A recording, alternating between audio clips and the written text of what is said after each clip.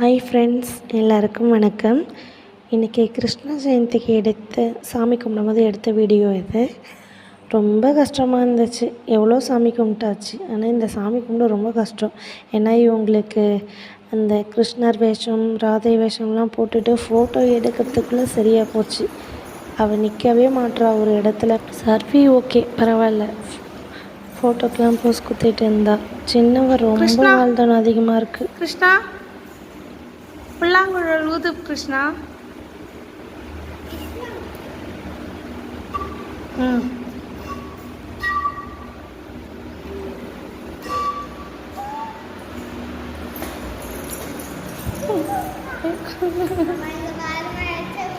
சரி சரி.